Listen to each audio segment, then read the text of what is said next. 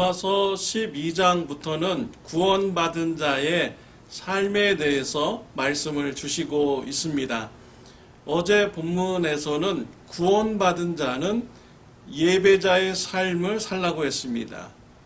구원받은 자는 은사의 삶을 살라고 하였습니다. 오늘 본문에서는 구원받은 자는 사랑하는 삶을 살라고 하십니다. 왜 사랑하는 삶을 살아야 합니까? 우리가 하나님으로부터 사랑을 받았기 때문입니다. 하나님께서는 저와 여러분들을 죄에서 구원해 주시기 위해서 하나님의 하나뿐인 아들이신 예수님을 이 땅에 보내주셨습니다. 십자가에서 죽게 하셨습니다.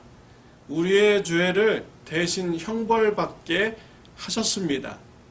하나님께서 우리를 사랑하시는 사랑을 먼저 베풀어 주셨기 때문에 우리가 사랑받은 자로서 이웃을 사랑하는 삶을 우리가 살아가야 하는 것입니다. 하나님의 사랑을 깨닫기 전에는 나만을 위한 삶을 살았다면 하나님의 사랑을 깨달은 후에는 하나님을 위하여 또 이웃을 사랑하는 삶을 살아가야 하는 것입니다. 오늘 본문에서는 성도님들을 사랑하라고 하였습니다. 핍박하는 자도 사랑하라고 하였습니다. 첫 번째로 성도님들을 사랑해야 합니다. 10절에 보면 형제를 사랑하며 서로 우애하고 존경하기를 서로 먼저 하며 라고 했습니다. 사랑을 베풀 때는 먼저 하라는 것입니다. 먼저 존경하는 사랑을 하라는 것입니다. 성도님이 나를 어떻게 대하여 줄까? 이것을 보면서 내가 사랑할 건지 안 할 건지 결정하지 말라는 것이지요.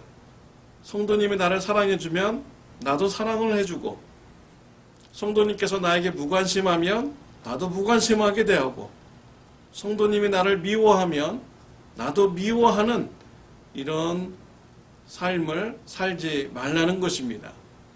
성도님이 어떻게 되어든 간에 먼저 성도님께 존경하는 사랑을 베풀라라는 것이지요. 왜 이런 사랑을 베풀어야 됩니까? 우리가 하나님으로부터 먼저 사랑을 받았기 때문입니다. 하나님을 우리가 알지 못할 때 하나님께서 먼저 우리를 찾아오셨고 먼저 우리를 희생하며 사랑해 주셨습니다. 그렇기에 우리가 먼저 성도님들을 존경하는 사랑을 해야 되는 것입니다. 저와 여러분들이 사랑하는 것은 성도님이 어떻게 반응하냐에 따라서 하는 것이 아니지요. 하나님께서 나를 사랑해 주셨기 때문에 그 은혜에 감사해서 하나님 때문에 우리가 사랑하는 삶을 살아가는 것입니다. 그렇기 때문에 먼저 성도님들을 존경하는 사랑을 하라고 오늘 본문에서는 말씀을 주셨습니다.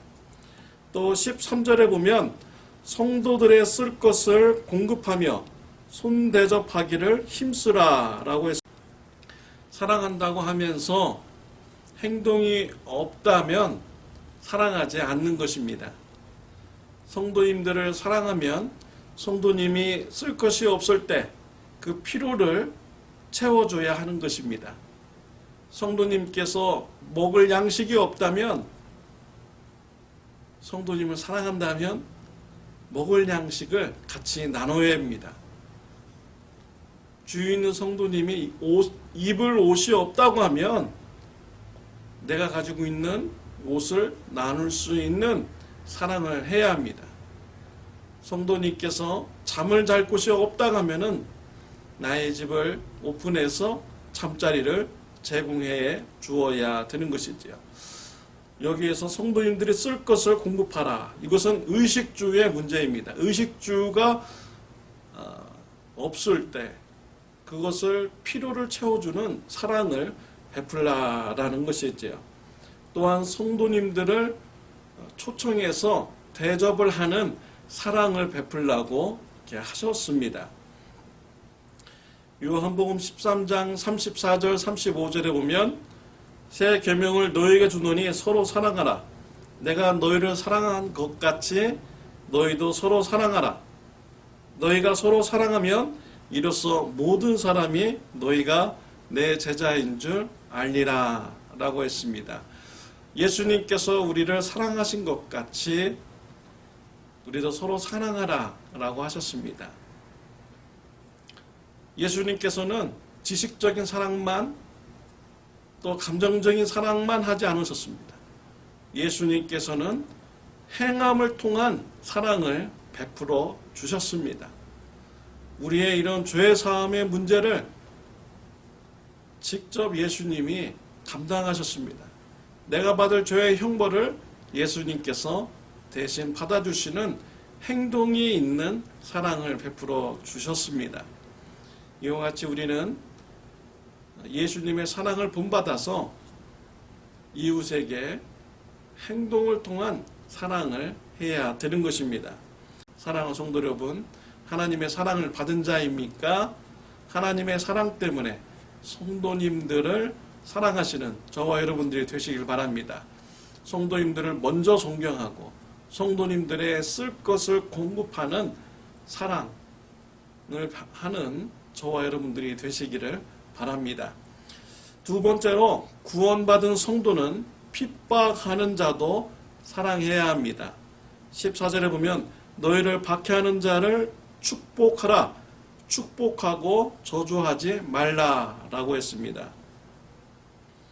왜 우리를 핍박하는 자를 사랑해야 합니까?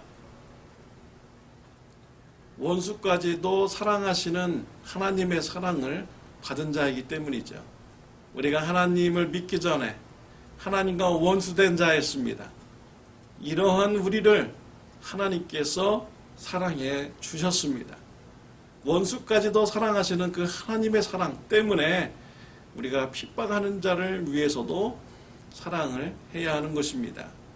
예수님은 십자가에서 고난받으실 때 밑에서 예수님을 그 원수들이 조롱을 하였습니다. 예수님은 그들을 위해서 기도하였습니다. 저들의 죄를 용서해 달라고 하나님께 기도하였습니다. 예수님께서는 마태복음 5장 44절에서 나는 너희에게 이르노니 너희 원수를 사랑하며 너희를 박해하는 자를 위하여 기도하라 라고 가르쳐 주셨습니다. 예수님은 원수까지도 사랑하고 핍박하는 자를 위해서 기도하라 라고 하셨습니다. 이 말씀대로 예수님은 사랑을 베푸셨습니다. 저와 여러분들도 예수님의 말씀에 순종하여서 핍박하는 자도 기도해주며 사랑할 수 있는 귀한 사랑이 있으시기를 바랍니다. 예루살렘 교회에 스데반 집사님이 있었습니다. 복음을 전하였습니다. 유대인들이 돌로 쳐서 스데반 집사님을 죽였습니다. 스데반 집사님은 순교하면서 하나님께 기도했습니다. 저들의 죄를 용서해 달라고 기도하였습니다. 스데반 집사님은 예수님의 말씀에 순종하여 핍박하는 자를 위해서 기도하는 사랑을 하였습니다. 예수님께서는 복음을 위하여 핍박을 받는 자는 복이 있다라고 하셨습니다. 마태복음 5장 10절부터 12절 말씀, 의를 위하여 박해를 받는 자는 복이 있나니 천국이 그들의 것임이라.